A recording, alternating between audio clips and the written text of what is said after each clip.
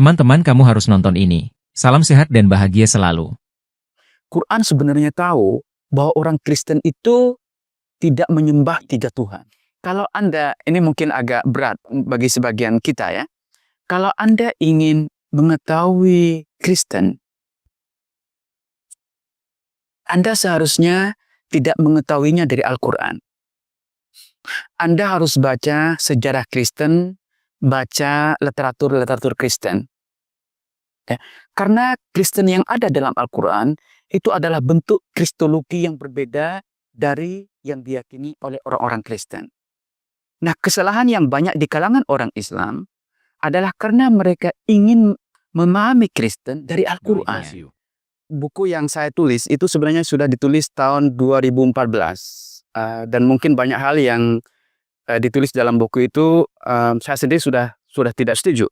Tapi saya ingin merefleksikan poin-poin yang saya anggap penting untuk kita diskusikan, terutama terkait dengan kritik Al-Quran terhadap teologi Kristen. Saya kira kita fokus tentang Kristen, karena saya kira tidak ada orang Yahudi di sini. Jadi kita fokus tentang bagaimana memahami kritik-kritik Al-Quran terhadap teologi Kristen, terhadap keyakinan orang-orang Kristen, terutama menyangkut tiga hal. Yang pertama adalah the sonship of Jesus, bahwa Yesus itu anak Tuhan. Yang kedua tentang ketuhanan Yesus, the divinity of Jesus. Dan yang ketiga tentang doktrin yang bahkan oleh orang Kristen sendiri dianggap sulit, yaitu tentang doktrin the Trinity, tentang Trinitas. Tapi sebelum membicarakan tiga topik penting ini, saya perlu memberi pengantar kenapa buku itu disebut berjudul Scripture Polemics. Kenapa ada kata polemik dalam buku itu? Polemik yang saya maksud, saya definisikan sebagai ayat-ayat Al-Quran yang bukan hanya mendeskripsikan agama lain secara negatif, tetapi juga mengkritik ajaran-ajarannya. Seperti kita tahu, banyak sekali ayat-ayat dalam Al-Quran itu mengkritik teologi Kristen. Ya. Nah, saya menggunakan kata polemik untuk tujuan yang sesungguhnya sangat mulia. Ya. Karena kalau kita tidak mengatakan Al-Quran itu berpolemik, maka akan mudah disimpulkan Al-Quran itu salah. Ini saya warning dulu. Bahaya mengatakan Al-Quran salah, dan saya sebenarnya punya niat baik untuk membela Al-Quran. Orang sering kali salah paham bahwa sesungguhnya dengan menggunakan kata polemik, saya sebenarnya bermaksud untuk membela Al-Quran dari tuduhan bahwa Al-Quran itu salah. Banyak sekali sarjana-sarjana barat yang menuduh bahwa Al-Quran itu salah. Karena pemahaman Al-Quran tentang Kristen itu berbeda dengan yang diyakini oleh orang-orang Kristen sendiri. Ya. Misalnya, saya tadi memberikan contoh tentang, atau kemarin memberikan contoh tentang mereka mulai dari tiga tema itu, kemudian saya memberikan kerangka yang lebih teoritis dan apa yang kita bisa pelajari. Kita mulai dari soal the sonship of Jesus. Ayat yang mengkritik tentang the sonship of Jesus itu sangat keras sekali dengan menggunakan kata telah kafir. Ya, laqad kafarul ladzina qalu innallaha huwal masih ibnu Maryam. Telah kafir orang-orang yang mengatakan bahwa Allah itu Al-Masih putra Maryam.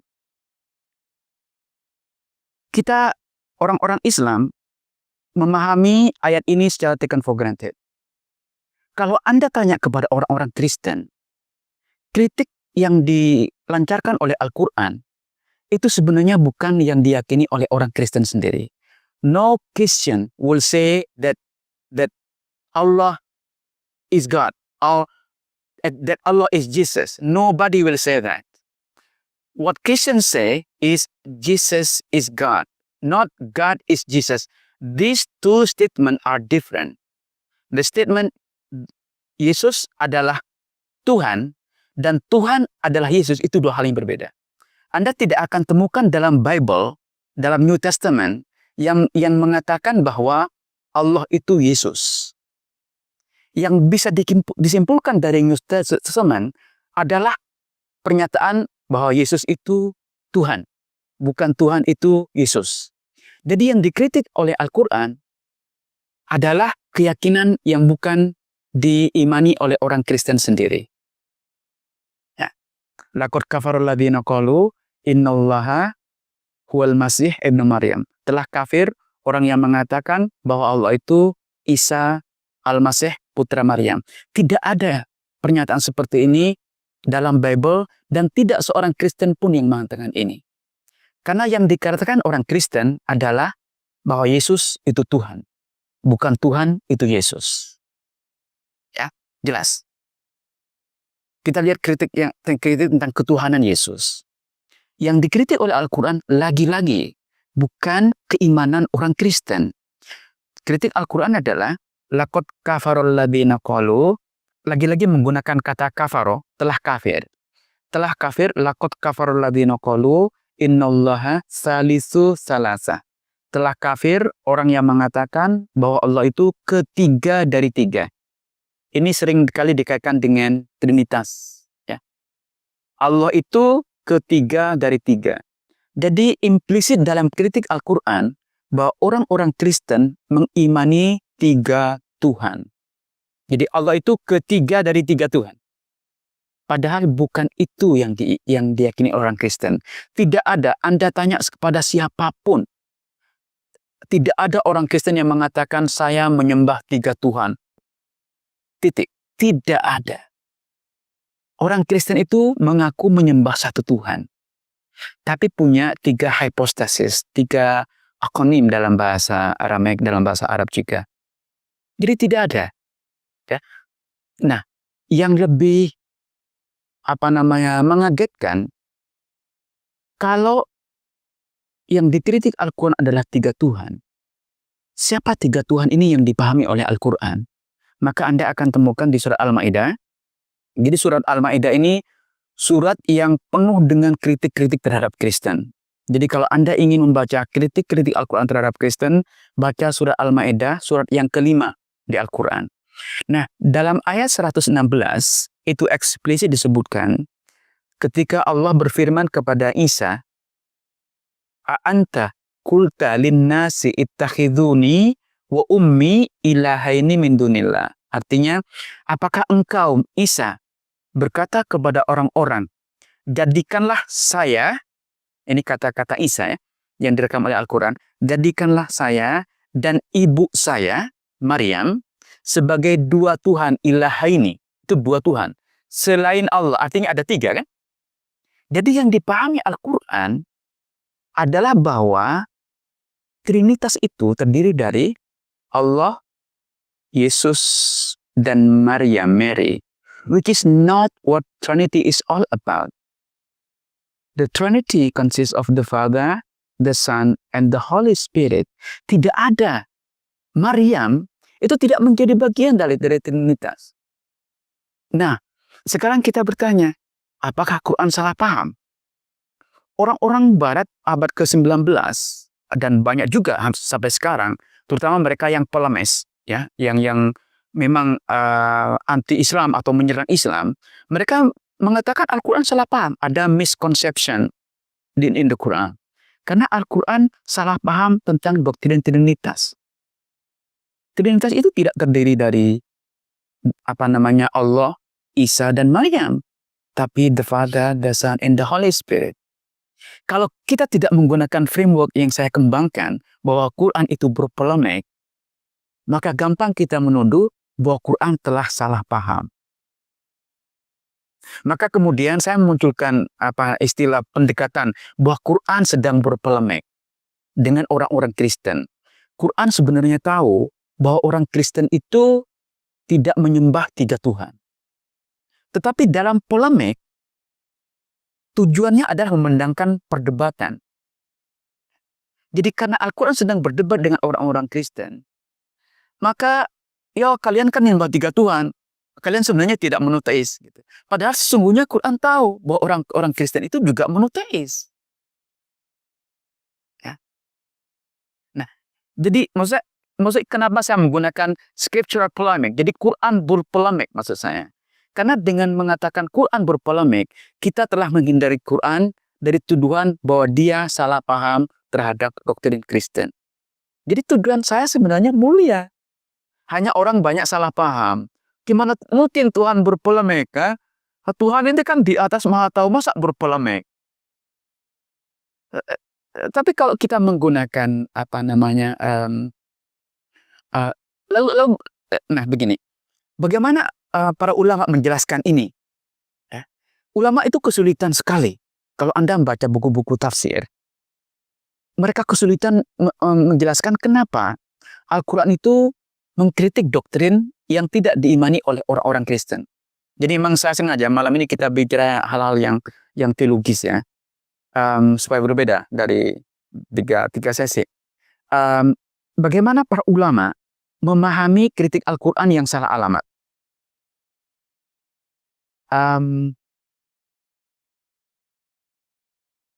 Mayoritas ulama menekankan bahwa yang dikritik Al-Quran itu bukan keyakinan mainstream orang-orang Kristen, tetapi kelompok heretik yang oleh orang-orang Kristen sendiri dikondem.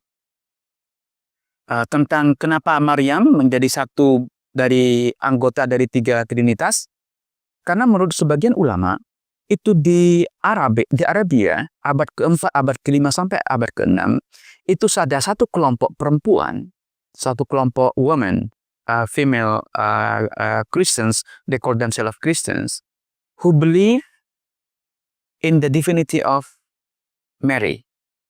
Mereka itu, makanya kemudian dikenal dalam bahasa Arab sebagai Maryamiyun, the followers of Maryam, the followers of Mary.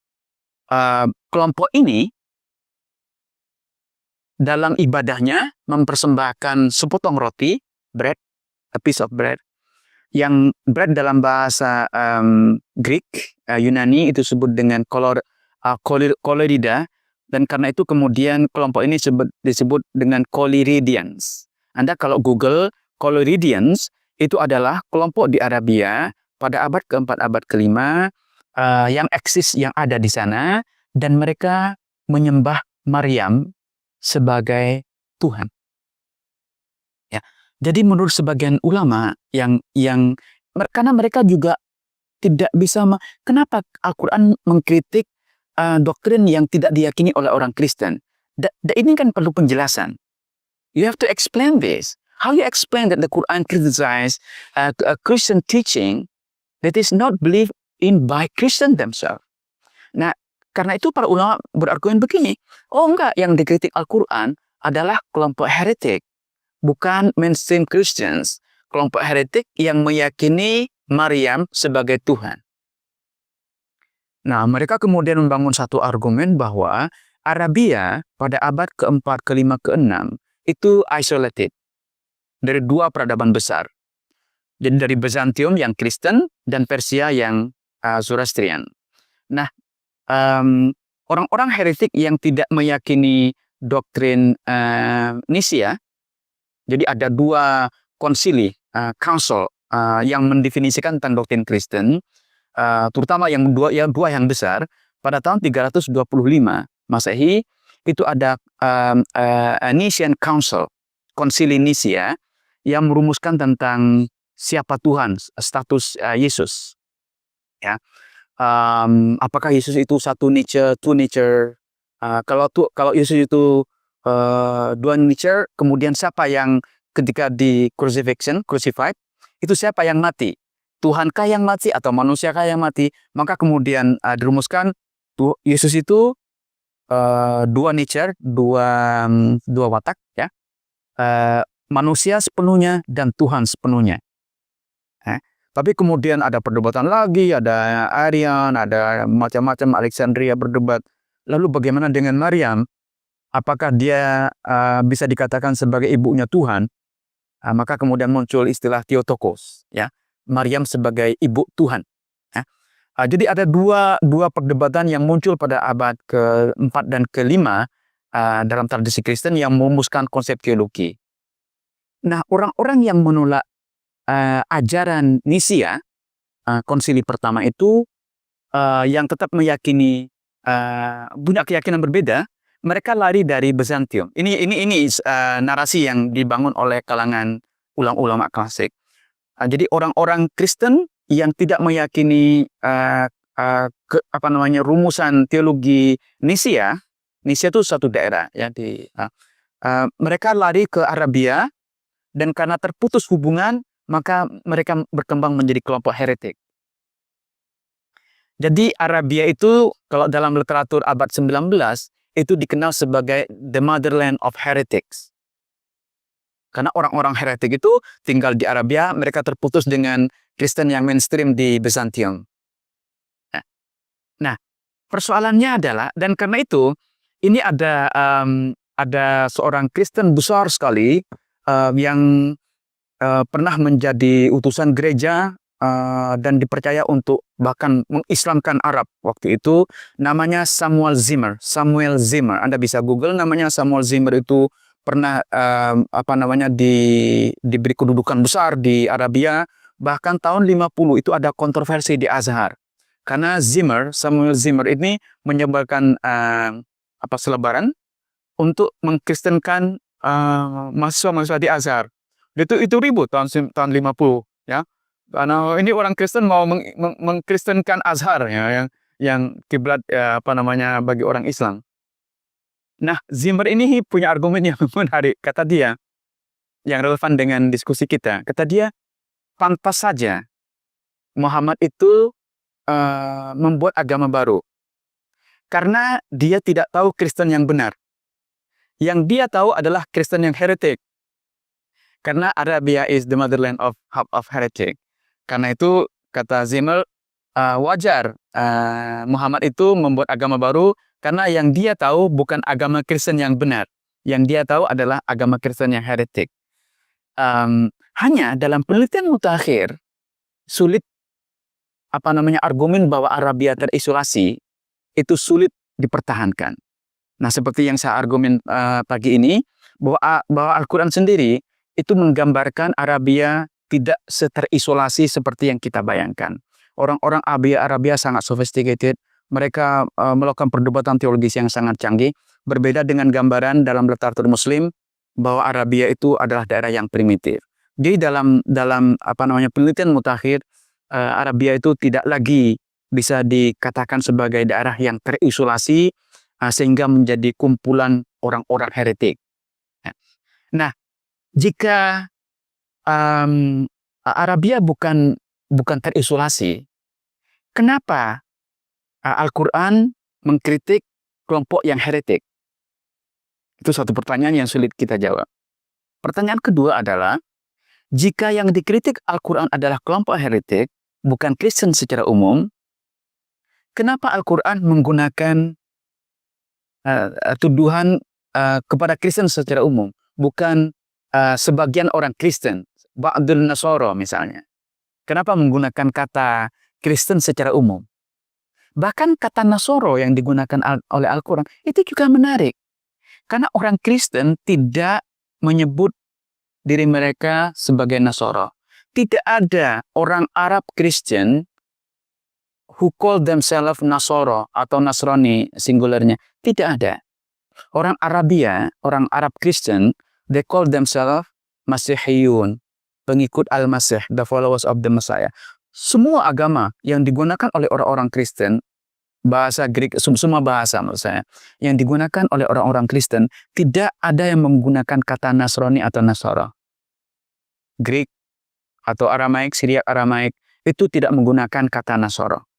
Kata Nasrani itu muncul hanya sekali dalam New Testament. Di kitab kalau bahasa di sini, The Act ya, satu kitab dalam The Act of the Apostle, itu ada satu kali kata Nasrani disebutkan ketika Paulus itu dibawa pengadilan oleh Tertullus. Kemudian Tertullus mengatakan, ini maksudnya Paulus adalah the leader of Nasrani. Hanya sekali saja. Dan penyebutan itu sangat pejoratif. Ya. Nah, yang menarik adalah kenapa Al-Quran menggunakan kata Nasrani, Nasoro, bukan Masihiyun. Lagi-lagi ini kan polemik. Ya. Saya ingin mengatakan bahwa Al-Quran itu tidak salah paham, tidak ada miskonsepsi, tapi Al-Quran itu sedang berpolemik. Nah, poin kedua yang ingin saya katakan adalah bahwa Al-Quran itu mengembangkan it has its own Christology yang berbeda dengan Kristologinya orang-orang Kristen. Al-Quran bisa saja berbicara tentang Yesus yang sama, tapi gambaran Yesus dalam Al-Quran atau Isa dalam Al-Quran itu sangat berbeda dengan Yesus dalam Old Testament. Ya, dalam New Testament, dalam New Testament. Itu beda sekali. Kalau dalam Al-Quran yang ditekankan itu adalah kemanusiaan Yesus, the mortality of Jesus. Karena itu misalnya Yesus disebut sebagai Ibnu Maryam, anaknya Maryam. Walaupun Al-Quran mengakui banyak hal yang disebutkan dalam New Testament, misalnya tentang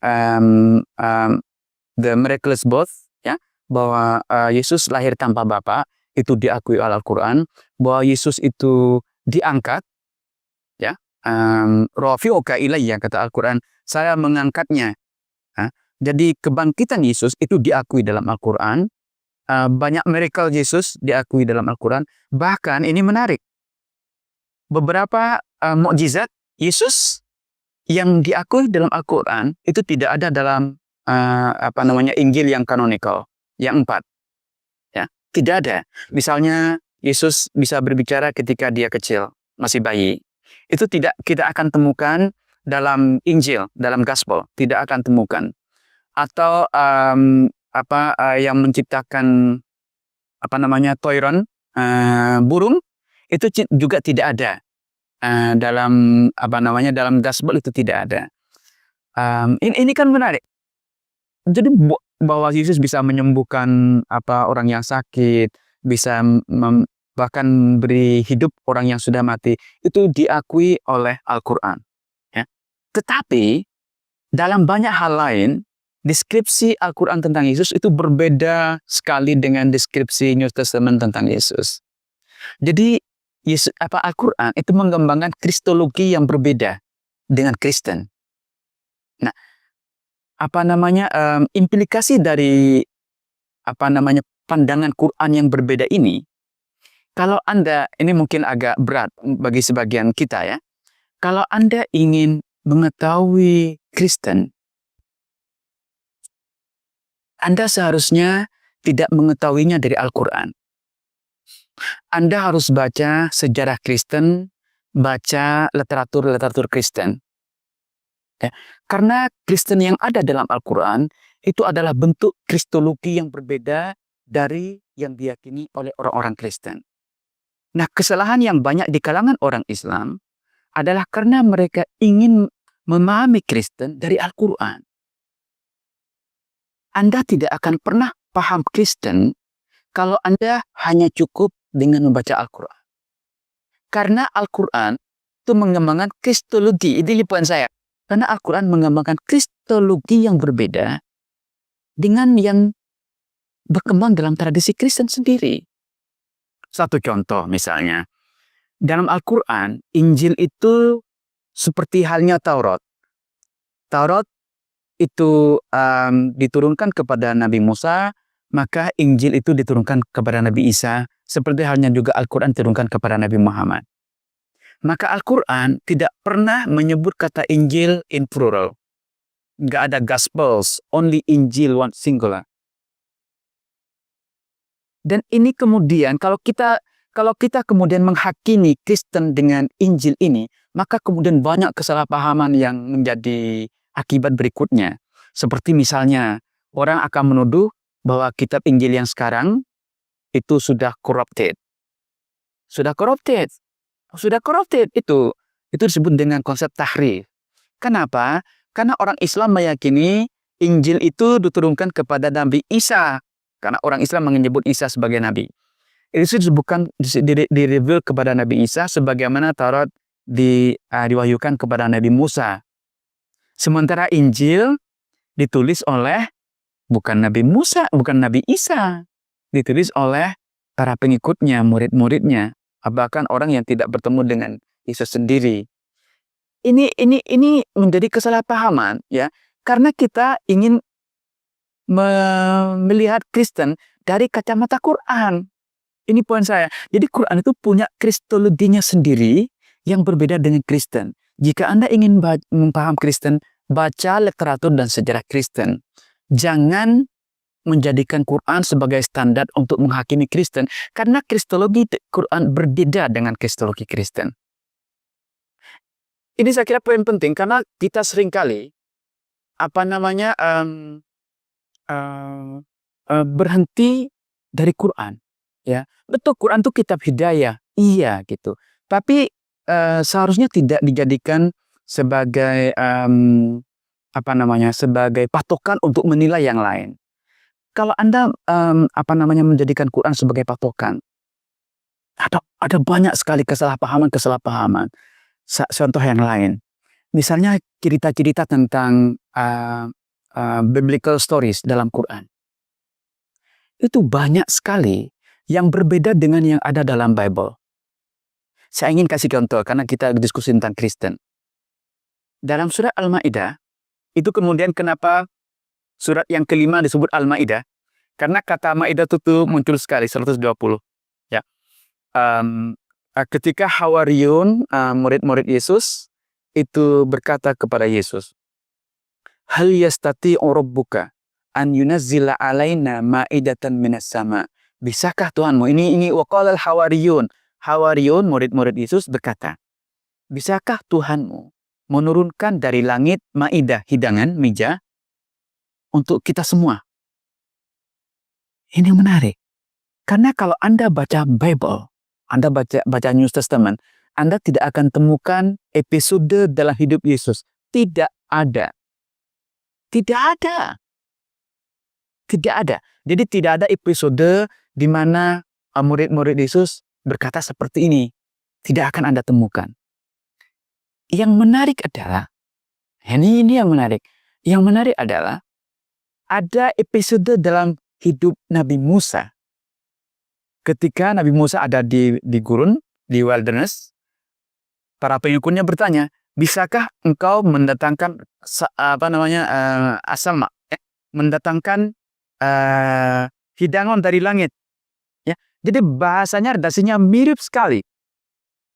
Nah, kita sekarang bertanya, kenapa Al-Quran menyebut episode dalam hidup Musa, tapi menjadikannya Isa sebagai pelakunya, sebagai aktor di situ? Makanya kita tidak bisa menjadikan Quran itu sebagai, maksudnya bukan tidak bisa, kita tidak boleh berhenti. Nah, ini saya kira kata yang lebih cocok. Kita tidak boleh berhenti dari Quran untuk memahami Kristen. Karena Quran itu punya kristologinya berbeda. Saya sangat senang para aktivis itu ingin mencari commonalities, ya, sebagai pijakan untuk interfaith dialogue. Ya, itu bagus, ya. Kita mencari persamaan-persamaan. Tetapi in the long run, mendasarkan aktivitas dialog, interfaith dialog hanya pada persamaan-persamaan itu berbahaya. Karena hal-hal yang tampaknya ada persamaan, semakin kita masuk ke dalam, semakin kita tahu bahwa ada perbedaan yang subtil. Maka cara yang paling tepat adalah kita saling menghargai dan menerima perbedaan. Jangan kita memaksakan persamaan. Karena biarkan berbeda, tidak masalah. Al-Quran punya kristologi yang berbeda dengan Kristen. Tidak masalah. Justru kita harus menghargai perbedaan itu dan kita terima sebagai perbedaan. Memaksakan persamaan itu berbahaya. Karena semakin kita tahu, semakin kita menyadari bahwa sebenarnya tidak ada persamaan. Dulu, ketika tahun 50-an, 60-an, ketika ketegangan Islam Kristen masih kuat, ada banyak sarjana yang ingin mencari persamaan-persamaan. Maka orang di Perancis itu namanya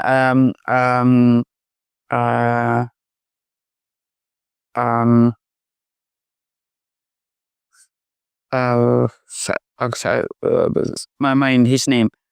Dia memperkenalkan istilah Abrahamic religion. Louis Massignon, ya.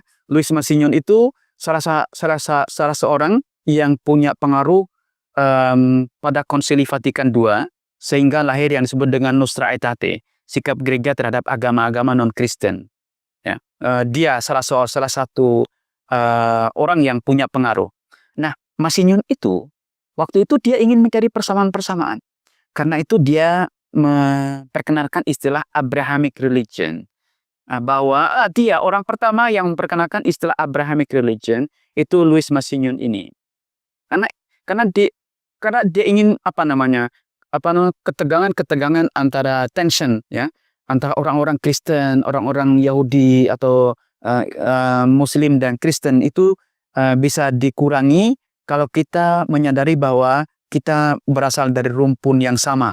Kita ini semuanya adalah agama Ibrahim. Maka dia kemudian memperkenalkan istilah Abrahamic religion itu. Tapi kalau kita baca deskripsi Ibrahim di Old Testament, saya tidak suka menyebut Old Testament, di Hebrew Bible, di Christian Bible, dan di Quran, Anda baru tahu bahwa ketiga kitab suci ini claim Abraham for themselves. Penggunaan kata Ibrahim dalam debat Kristen dan Yahudi itu menjadi sumber polemik. Karena masing-masing mengklaim sebagai pewaris Ibrahim. Orang Yahudi mengatakan kami pewaris Ibrahim. Kata orang Kristen, pewaris itu tidak bisa dibatasi secara lineage, tapi pewaris spiritual. Ketika Islam datang juga berpolemik. Maka kemudian ada ayat yang menyebutkan maka Ibrahimu Yahudian wala Nasraniyan. Ibrahim itu bukan Yahudi dan bukan juga Kristen. Jadi kalau Anda baca, masing-masing agama mengklaim secara polemis terhadap Ibrahim. Walaupun tampaknya di permukaan, maksud saya, di permukaan itu seperti commonality, tapi semakin kita membaca ke dalam, semakin kita tahu bahwa itu sebenarnya bukan sumber penyatu. Justru Ibrahim itu sumber pemisah di antara tiga agama ini. Makanya berbahaya itu kalau kita, berbahaya kalau kita memaksakan persamaan. Perbedaan itu adalah nature, adalah watak. Karena itu kalau Quran punya kristologi yang berbeda dengan Kristen, biarkan. Kalau Kristen punya kristologi yang berbeda dengan Quran, biarkan perbedaan itu. Justru itu yang kita harus celebrate perbedaan. Memaksakan persamaan itu tidak efektif in the long run untuk para aktivis. Kami menghargai atas kejujuran ini, walaupun dengan maksud menyelamatkan Al-Quran. Poinnya adalah apa yang dikatakan Al-Quran tentang Kristen menurut Profesor Munim Siri adalah salah. Sebagai solusi menurut Profesor Munim Siri, Al-Quran sedang berpolemik. Akan tetapi mengatakan Kristen adalah tidak benar padahal Al-Quran mengetahui kebenarannya. Menurut kami, sah-sah saja, namun menjadi berbeda ketika kami mengetahui kebenarannya. Meskipun tujuan untuk memenangkan perdebatan. Poinnya adalah Al-Quran memberikan informasi yang salah tentang Kristen. Dari sini kami menilai bahwa Muhammad sebenarnya tidak paham dengan benar ajaran Kristen, atau dengan sengaja memberikan informasi yang salah.